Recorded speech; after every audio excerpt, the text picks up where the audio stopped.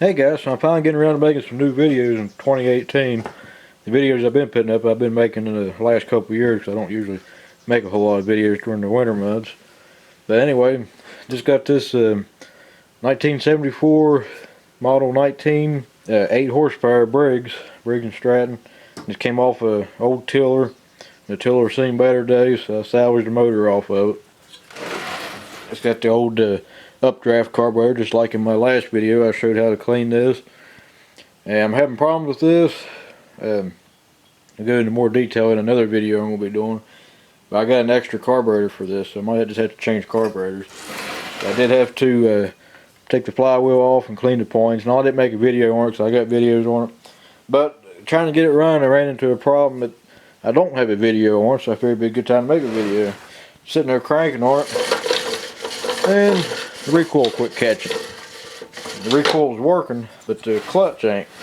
So we're going to tear into it and see if we can fix the one that's on there. It might just need cleaned and oiled real good. If not, I got another one we can put on it.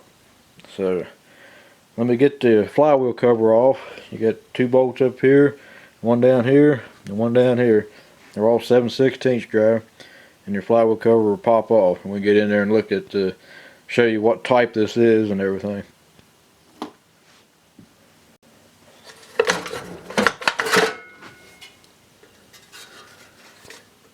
As you can see, the problem ain't in this. The recoil is working. It sounds a little, it's rubbing right here. I done oiled it and it's a lot better than it was. So I'm just going to set this off the side. This is the problem right here. This is a starter clutch, and there's like ball bearings in here that grab a hold, and this works just like a ratchet and forward. That way when the engine's running, you know, it's going to allow it to spin, but when you try to start it, it's going to turn it.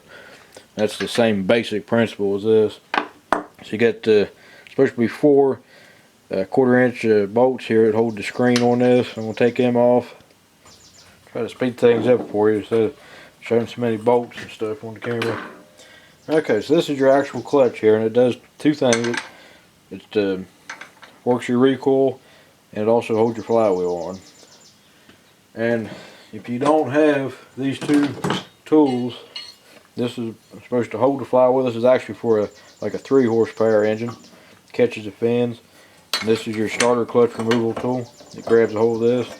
You don't have to have these two tools. These are actually homemade. My uncle made these a long time ago. And if you don't have them tools, you can use a punch or even a screwdriver on this notch here. Just hit it with the hammer and twist it off. The most important thing is make sure you get it on there real tight, because if it ain't tight, the flywheel is going to be loose and it's going to shear the flywheel key as soon as it hits. So you just got to pay attention to that. And if you don't have this tool but you get the other tool, you can use like a pry bar or something to lock the fins up. Most of the time you'll be alright, but you don't want to do it on these aluminum fins. You want to turn it so you can get it on a cast iron fin, which still can break, but this one ain't working the best. Like I said, it's not for this big of an engine, and it really should be catching on this side, but it don't want to work, so we're just going to have to do it like this.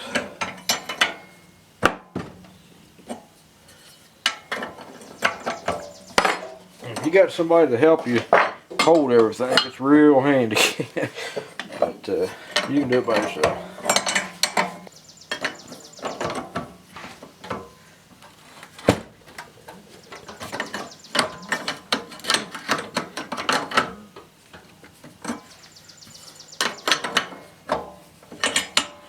And it just screws off. And if you ever run one of these and it starts squealing, making all kinds of noise, well, this is locked up on the crankshaft here, and you need to take it off and probably clean this down with some sandpaper or emery cloth, then to oil it real good. See, it's not even working now. Every now and then it would try to catch, see right there, but either this is really dirty or some of the ball bearings are out of it.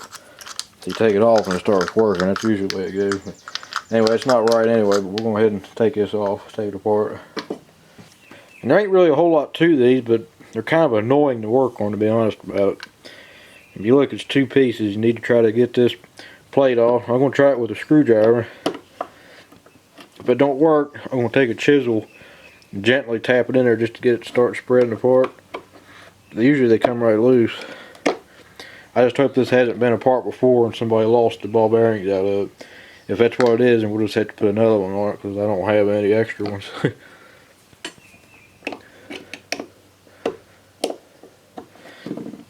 If you do this you can do this with it on the engine, taking it apart, but you'll be more apt to lose everything. You want to be able to put it on a bench like this to be able to put it back together anyway. So let me get this started loose and we'll look at it when I get it apart. Okay, so that's why you want to do it when it's off the engine, because it just falls apart.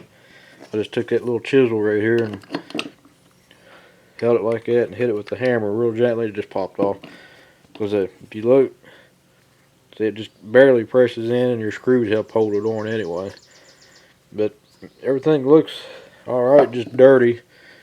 It almost looks like somebody put grease in here, what it looks like. Either that or it's just oil with the dirt in it.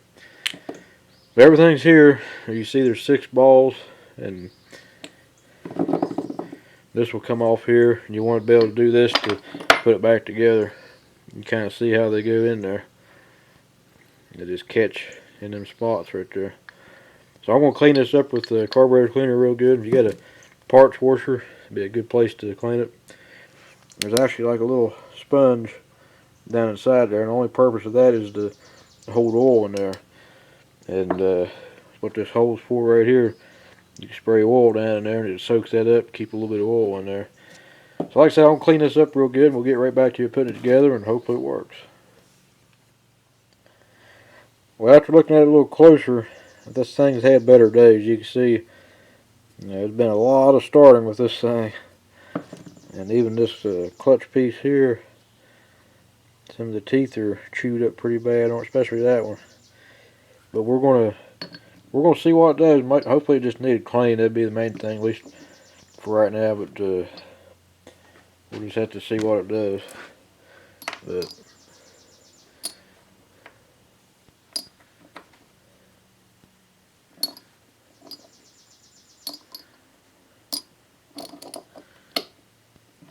you can actually see how it works. When the engine's running, it's like that, and then when you're starting it, it grabs the hold like that, binds it up. But it seems to be working. Put this plate on there and the way it's centered a little bit. But it seems to be catching.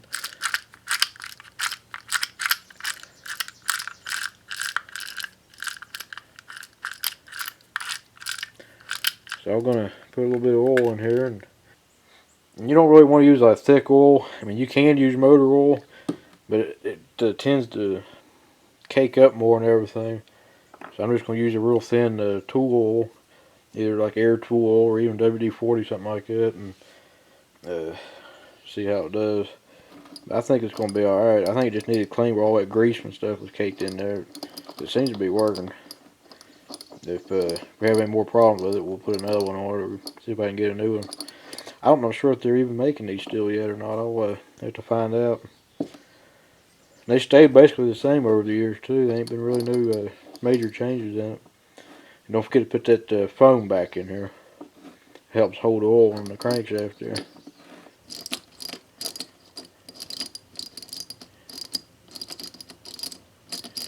It seems to be working alright. Like I said, the plate kind of presses on there. Like I said, this is where your keyway is at on the flywheel. But shears, it's not going to fire, or not going to fire right. Make sure you get that washer on there. Then I recommend spraying that shaft like that. Putting it back on. And if you want, you can do this now or later. I'm just going to go ahead and do it since I already got the can of WD-40 in my hand. This will soak up that sponge inside there. Hopefully it'll work. Seems like it is. Like every now and then it wants to skip probably where that one tooth is broke. But it should at least buy some time with it until we can get it running and go from there. Then again, you want to block the flywheel from spinning down.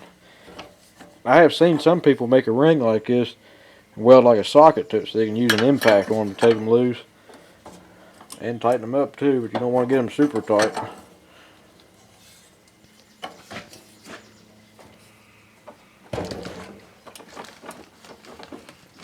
usually tighten it down like that, and I like to hit it with a hammer or rubber mallet a couple times just to make sure it's good and snug.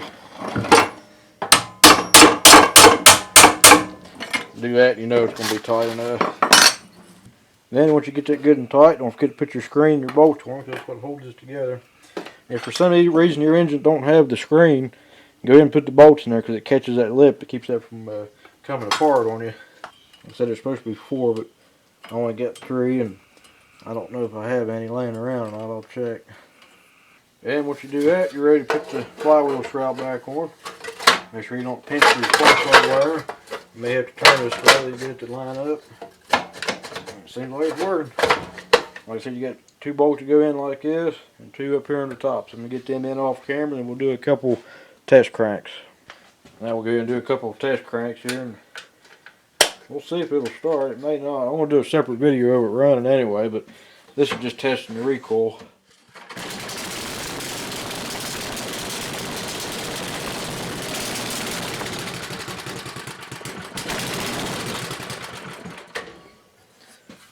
First pull.